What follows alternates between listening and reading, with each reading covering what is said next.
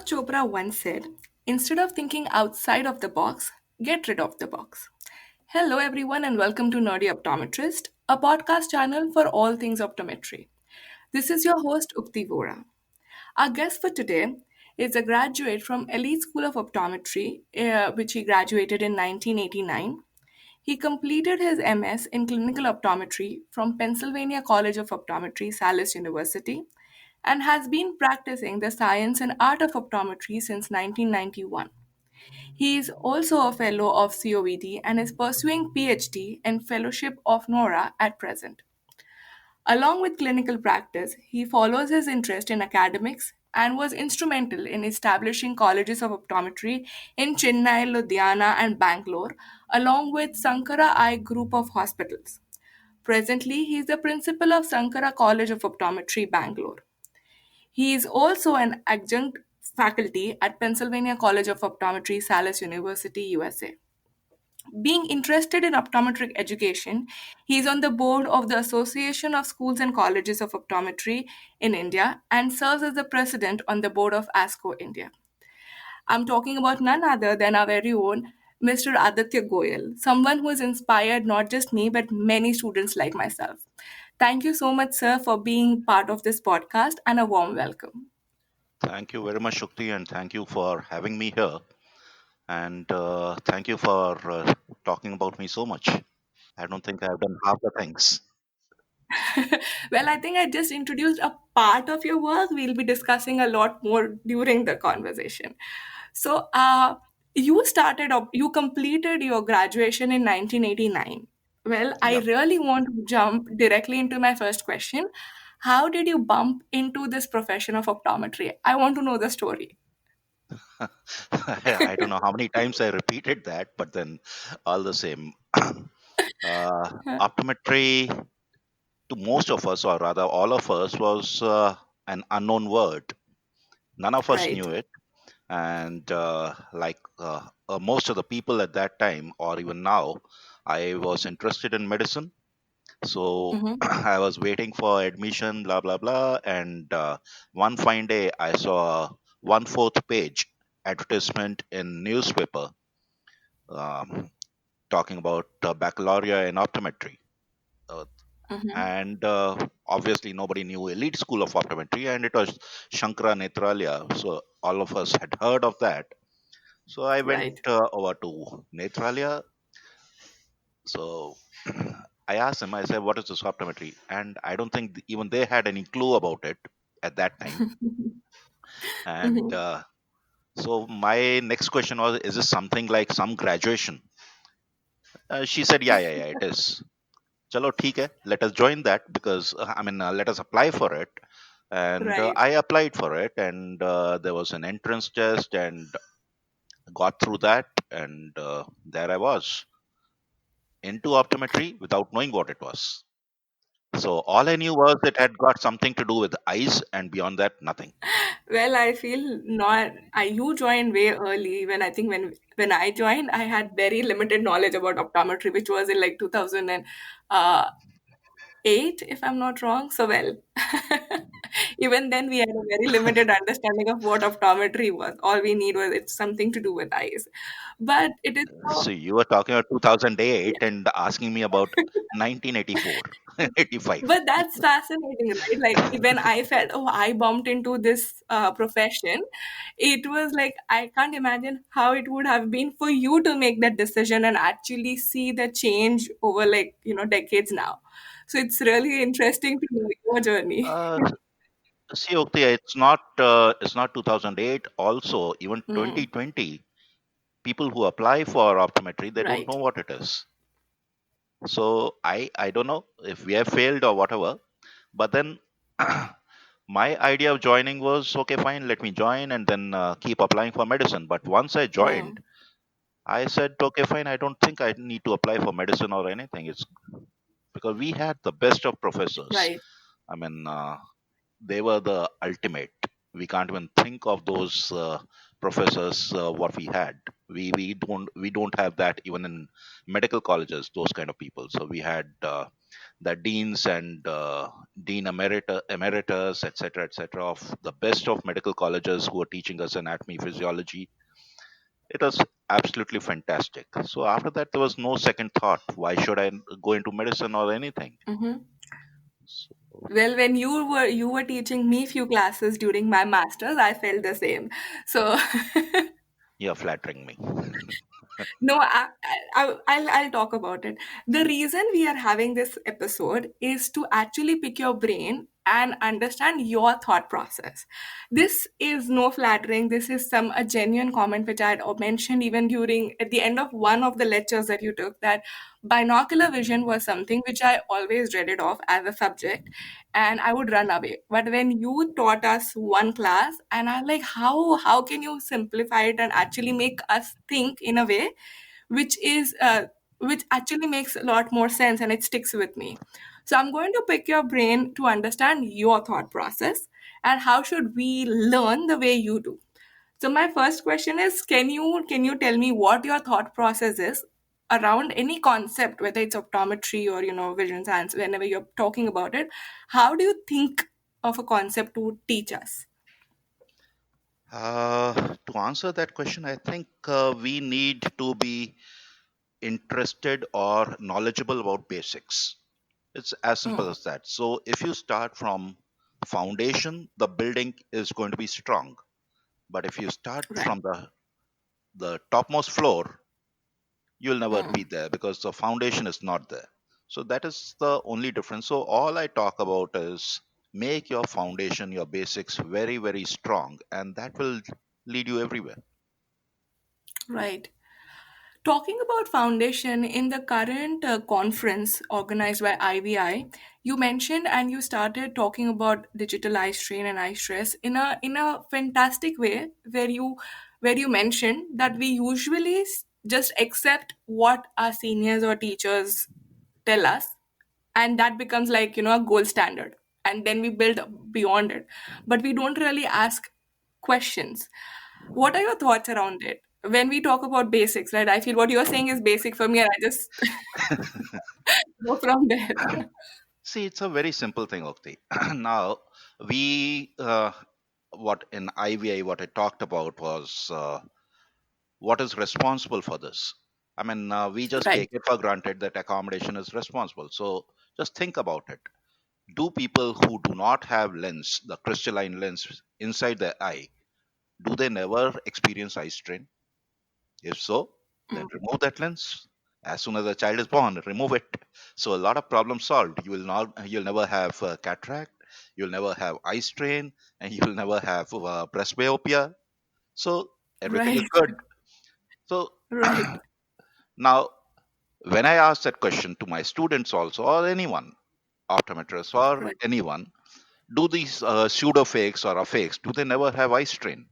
Say they do. Mm, If they do, right. then there should be something else which is responsible, and don't blame accommodation. Why pick on the Right. poor thing for everything? You know, everyone says accommodation is the culprit.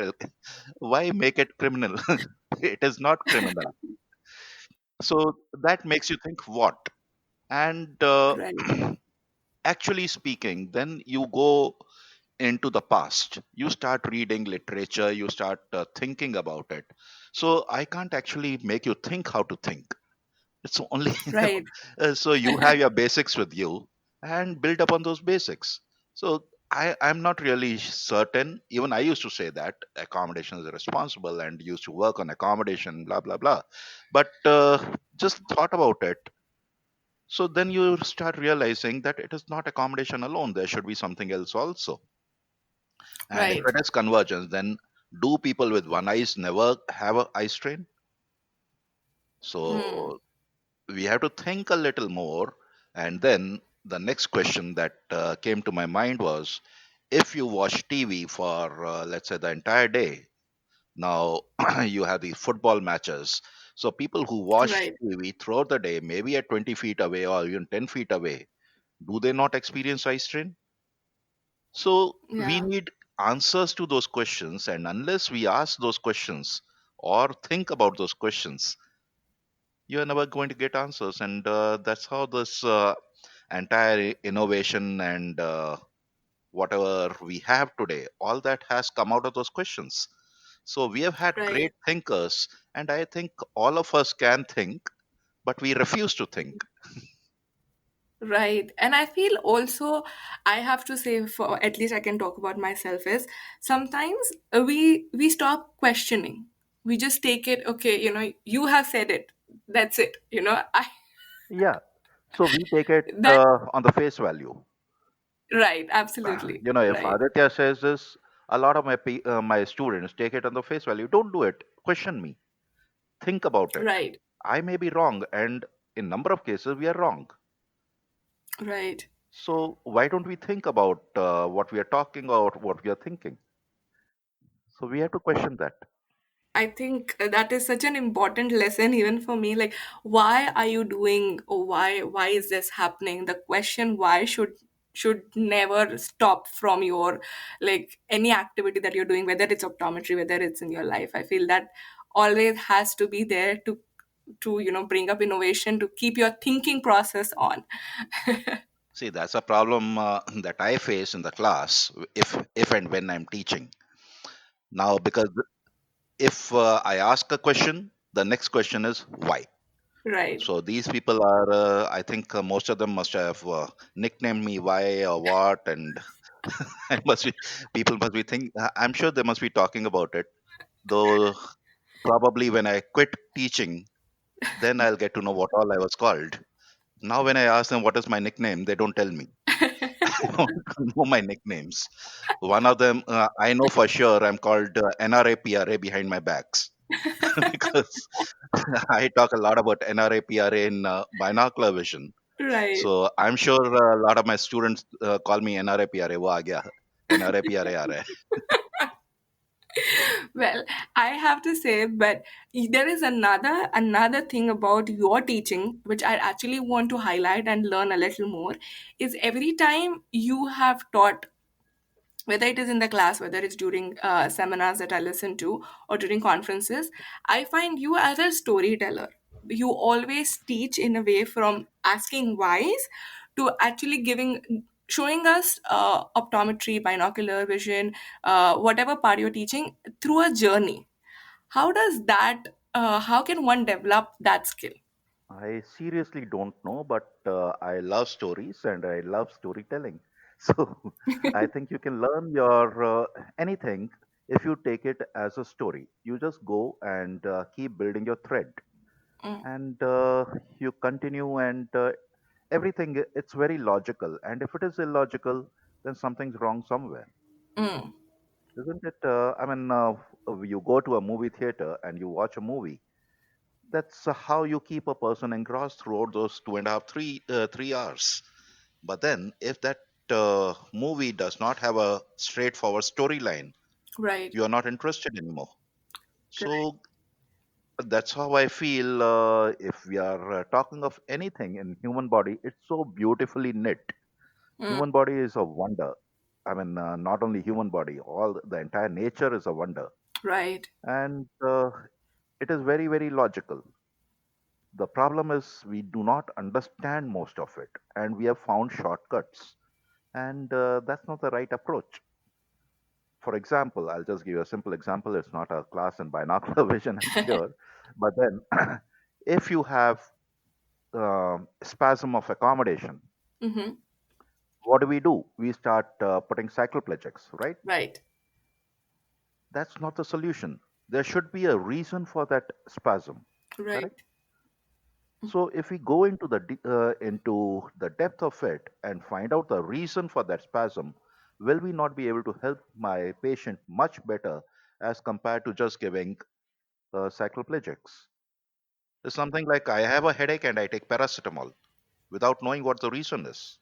Right. Right. So I think if we understand the reason, it is lot better and lot more helpful rather than just superficial looking at the symptoms and treating the symptoms alone. I'm talking of anything in life. If you're only treating the symptoms, you're never going to cure the problem. Absolutely.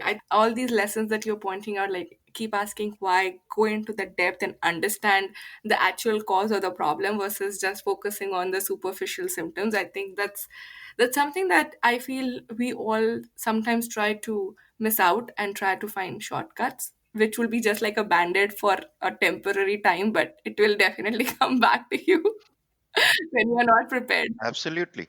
You know what the problem is, Ukti? Hmm. The problem is our education has become certificate based and mark based. Right. All of us are only interested in how much I'm going to score and the degree or the certificate or the diploma that I'm going to get at the end of the program. Hmm. We are not interested in learning, Right. in attaining that education. And that is something which hurts me because, we are time bound. I'm supposed to teach blah, blah, blah in so much of time. Right. I mean, if there are questions, how can I teach it? In let's say I'm given 1 hour to teach something, and there are questions. Yeah. A person has to understand, or some student. How do we take it for granted that all the students have the same understanding? Hmm. So we are binding everything. Right. So we need to rethink. Again, coming back to thinking, so we need to rethink on all those lines and then make our education better. No, absolutely. This entire episode is about picking your brain about thinking. So we are definitely going to talk a lot about, all those thought process that goes in your mind to help us rethink what we are doing. I can't teach you how to think. I have to really think how to make you think. Well, we are learning. I promise whatever your examples that you're sharing is definitely provoking questions or at least making us think that we should start thinking. Yeah. So I think it is the interest. If I'm not interested in anything, I will not think about it. Mhm. So it is Right, kindling or rekindling interest in some subject or something, right, anything. It could be a man, a woman, or some area of study, or what I want to eat. I have to have an interest in that. If I do not have an interest, it will be superficial. right. Absolutely. So now talking about the next thing that I want to understand is, according to you, what do you feel are the biggest myths about, among students that you feel that you should be debunking regarding studying or learning? According to me, learning is not really happening because learning will happen if you develop an interest, and like I said before, Hmm. then only it will kindle your thinking. Right. We are all mark based. We are all looking at what questions you're going to ask me. Mm. You give the question paper and you're very happy. Right. That's why whenever I'm interviewed, I always tell them, don't give me the question because that has become the norm today. A lot Right. of interviews, they say, I'll send you the questions and I don't want you to be surprised by my questions. I mean, if that's something like giving the question paper prior to the interview, which I don't like. Right. so, Right. Right. Right. so that's, I mean, when I'm giving these small interviews in some magazines and all that, they send me the Right. questions. I don't want that. I want to be asked those questions and put me live on wherever I am because that is what is going to give the audience my real me. Right. Otherwise, it is very Absolutely. artificial. So I Right. feel education and all that has become very, very artificial. Very, Mm-hmm. it is not need based. It is examination and certificate based. So I think we need to get away from that. I feel so that we should get a little away from that and start learning and teaching as not even subjects, as concepts, Right. because there's so much of interrelation. You cannot split human body into different parts. Right. So when nature did not do any injustice, who the hell are we? That's so true. That's so true. So now talking about the learnings and how one needs to learn, if I had to ask you, what are your resources, your favorite resources that you go to for all your learning? Is there something which you always fall back to, or do you have any tips there? Most of them are the people who are dead and gone. because that was a time, 1940s, 1930s, where all this started emerging, and they did not Mm-hmm. have any resources, they did not have any precedent to any of these things. So Mm-hmm. they really thought about what was what we have today. Mm. The entire concepts of binocular vision. I mean, I'm just talking binocular vision, but then you take into anything. Take Right. into You go 120 years back, 130 years back, we did not have airplanes, we did not have motor cars, we did not. So they thought about it. So if you go into how these people worked and how these people, I'm not saying that all of us should become historians, but then Right. when we talk of evidence based and everything, we talk of the latest, the recent. But Right. I don't know. Maybe the age is catching up, or it has already caught up. But yeah, the writings or whatever talks we have of those generations, they are Mm-hmm. gems. So that really makes you understand, and then you start looking into the recent ones and Mm-hmm. compare the two, and maybe we are missing out something. Like for example, you Right. mentioned about uh, this ice train. Right. We are missing out something. So we are looking Right. at ready-made solutions today, where you give something and ice train is sorted out, or we may have commercialized a lot of things. But Yes. I feel we should. So those are my inspirations. So Mm-hmm. believe me, I was an utter failure in binocular vision during my optometry days. I did Yeah, not understand binocular vision, even the B of it. but I do know a small story which again you had shared like I think it was during my masters, if I'm not wrong. That is, I think, 7 8 years ago. But I still remember that. In the lecture that you took, you said you were always interested in contact lenses. You switched Absolutely. to binocular vision because you felt that was less challenging, as there was like standard soft lenses available commercially. And then Absolutely. you like you're like, this is not fun anymore, and I want to start binocular vision. How Uh, did that happen? well, if my friends in contact lenses are listening to this or will listen to this, they'll throttle me. They'll clobber me totally. Because I had all my love and regards for contact lenses. I started that, but then when all the great contact lens manufacturers came into India, it was a Right. fantastic field, and Yeah. uh, I am not sure if you heard of Rajni Turakia. Yes, I have. I have. So I met him in 1990, I think. I mean, I knew him much before that. We used to have lots of Hmm. discussions. Baliwala sir, Rajni sir, all these people. So I used to speak, and Rajni bhai was very much into contact lenses. So he used to Hmm. say, Aditya, this is my sanctum sanctorum, and these Hmm. people have made it cows and buffaloes, because you did not have y- y- it did not require any knowledge or skill to fit those contact Right. lenses at that time, where it was like one lens fits all. So you tell me the Correct. power, and it went to panwala shops. So they were more into selling contact lenses rather than dispensing contact lenses. Right. And Right. over a period of time, I was finding myself redundant. Yeah, Right. I studied for 4 years, but what do I do now? I mean, I'm just fitting. I'm just putting whatever contact lens I have a -4, so I pick up B3 or B4 and put it onto the patient's eye, and that's about it. So, and then okay, I did not even shift to binocular vision at that time. I was doing general optometry. Hmm. But the thing what hit me was when I got married. My wife is a physical therapist, and she has Hmm. specialized in pediatric neuro Hmm. physiotherapy, all that, a lot of Hmm. neuro stuff. So she used to refer these patients to me, all these small kids with cerebral palsy or other disorders, the neurological disorders, and all I knew Hmm. was retinoscopy.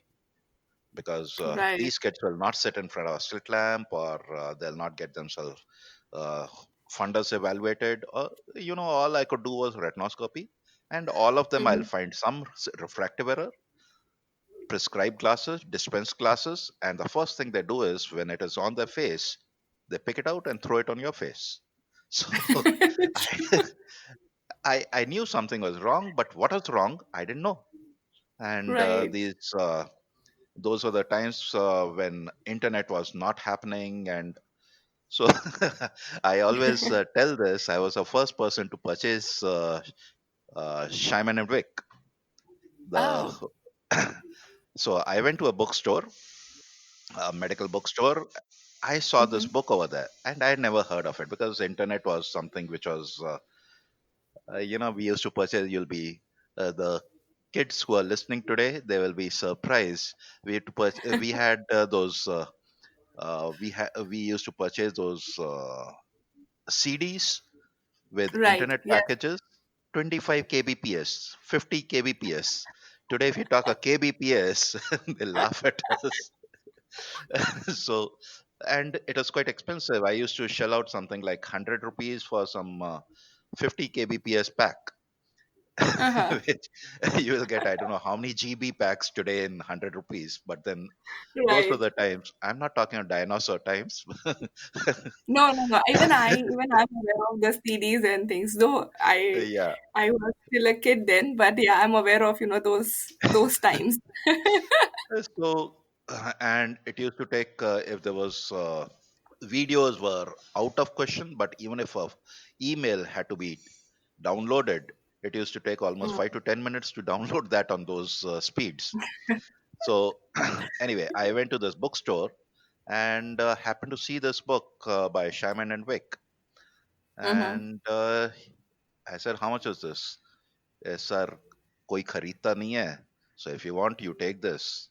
I've had this book for a long time, but no one has ever purchased this. I said, okay, tell me how much. Right. He says, give me 25 rupees. I said, okay. So I bargained as any Indian, and I got it for 20 rupees. So the first book in India, first Simon and Wick, I With don't the remember the textbook. yeah, which is the book today, which I think people purchase for some 2,000, 4,000 rupees now, was Mm. purchased by me for 20 rupees at that time. And Mm-mm. Mitch will be shocked to hear this because I don't know how much he got out of this 20 rupees to sell that book to me. We write those books Right. to get to get some kind of royalty out of it. So Right. I got, if Mitch ever listens to this, I got at less than quarter a dollar at that time. So I don't know how much royalty. And then I read that, and Mm-hmm. again I was into a major depression because the things what he has written in that, all the equipment, they were Mm-hmm. never known to India. We had never Mm. seen. He has put the pictures, but I don't know how big that damn thing is. I Right. saw Bernaloscope, I saw Aperture Rule, I saw a whole lot of things, and those were not even seen in India. Mm. So slowly, internet started picking up, and yeah, I went through literature over the net, and over a period of time, a lot of experimentation. Mm-hmm. That's where I think all the thinking came in, and started thinking about how to use them because I did not know even how to use those things. So Right. Uh, again, I was, I think, the first person to purchase the entire that basic Burnell kit. Uh-huh. So my good friend Ajay Shinde had gone to US at that time, and I told him, okay, fine, I'm couriering. I'm asking Burnell to send it across to you wherever you are in US, and then you got to get it.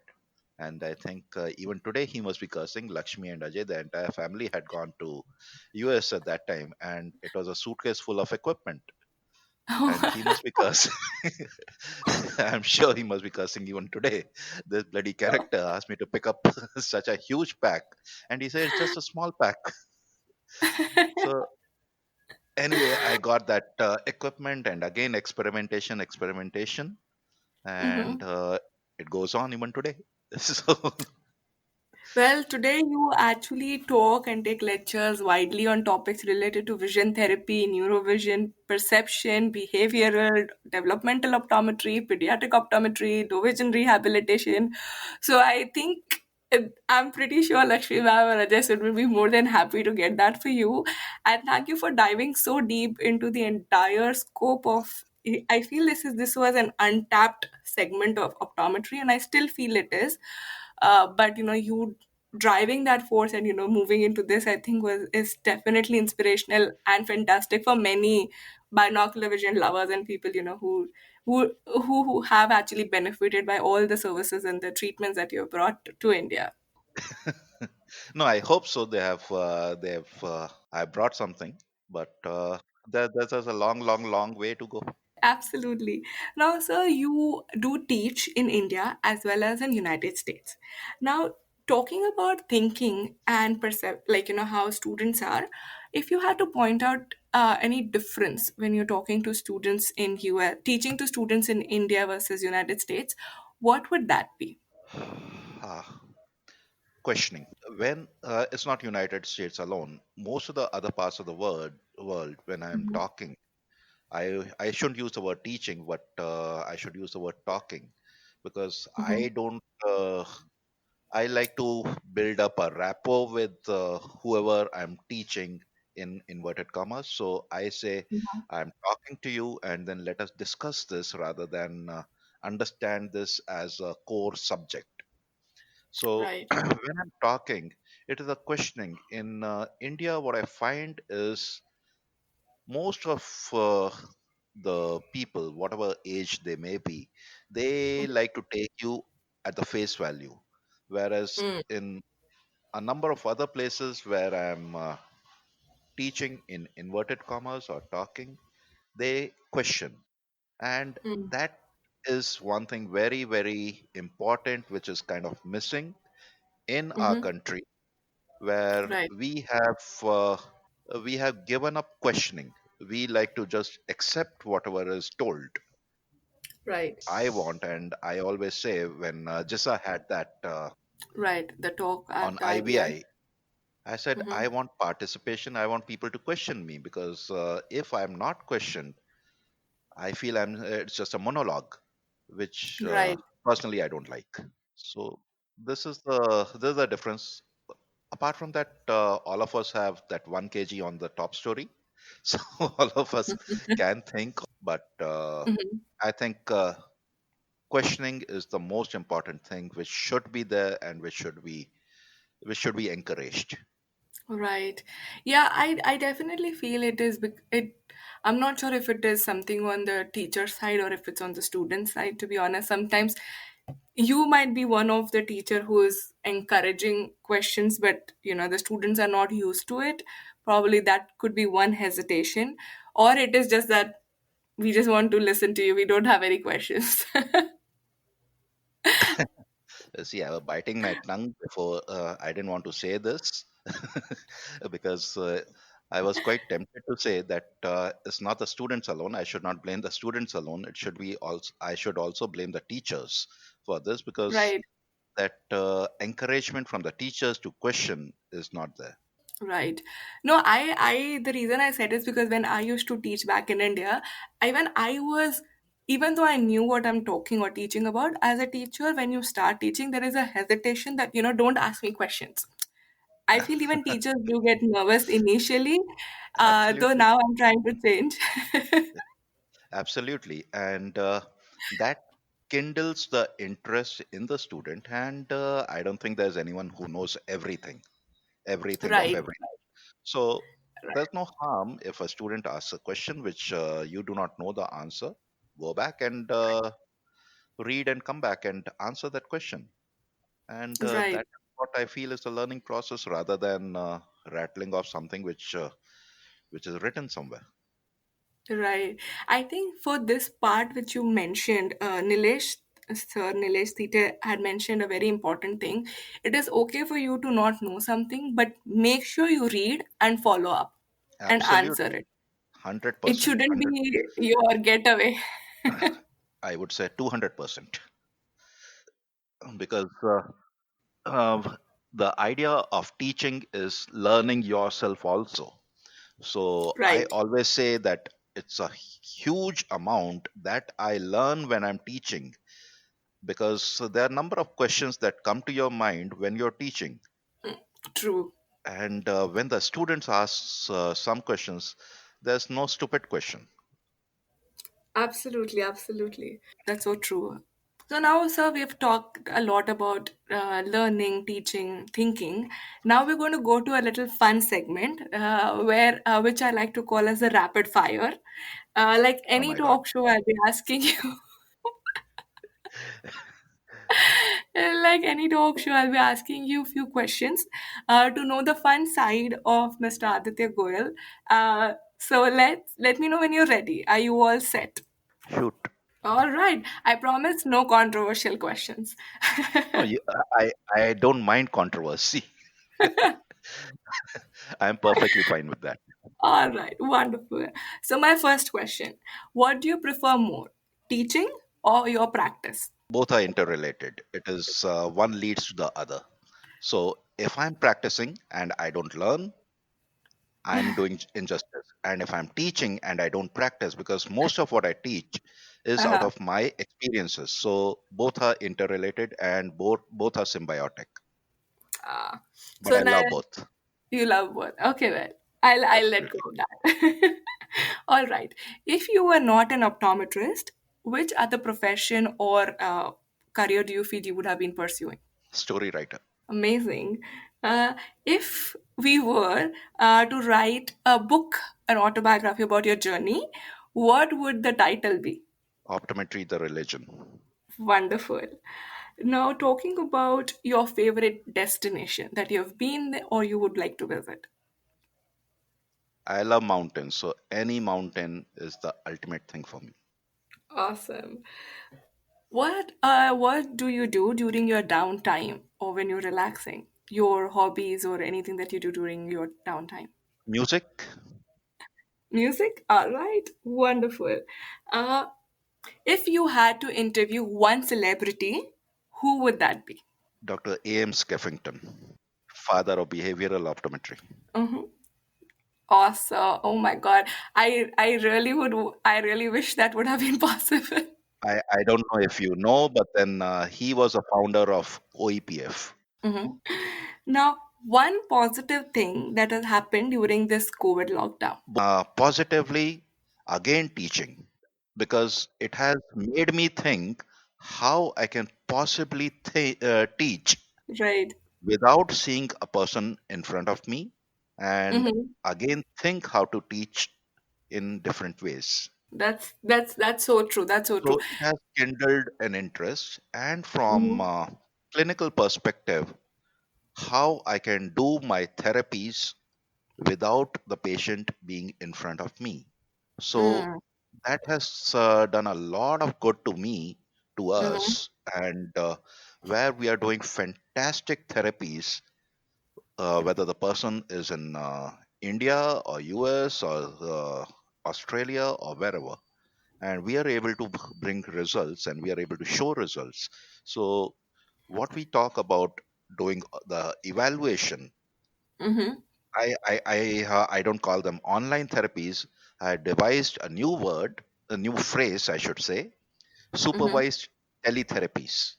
Nice. So it's a supervised thing where I am with the patient, but Hmm. through the net, and we connect, and it's a fantastic thing that is happening. So had this not happened, the lockdown not happened, we would never have thought about it.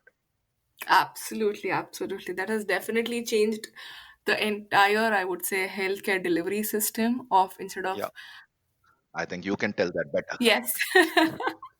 You can give more insight into it rather than me. I am only talking unidimensional, but then you work in so much in healthcare, so you will be able to tell that much better than me.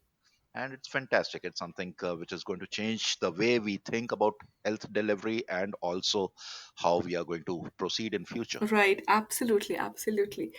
And sir, if you had to add or remove one thing from an optometry curriculum, what would that be?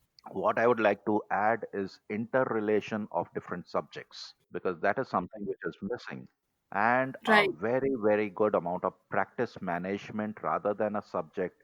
I would like to teach it as a comprehensive uh, tool in the final year of optometry, because making a person ready for that, and we teach that in a very vague way. We have accounts in Mhm. the first semester or second semester, we have computers. I don't like that, because I want that to be integrated as practice management towards the end, wherein the Right. student undergoes and understands what he's in for and how to do that. Right. No, I think that's fantastic, and I definitely feel that is what you have pointed out is so right. If we understand the relationship and learn the practice management in the fourth year, I think that would be so helpful to change the way we practice and also to change the mindset because I think we are trained in a certain way. Yeah, because when I speak to the crop of optometrists who we are graduating now, if you even Hmm. ask them one day before the graduation, what are you thinking of? He says, I don't know. Yeah, What are you going to do in future? that's I so don't true. know. That's So so we are true. only postponing a future.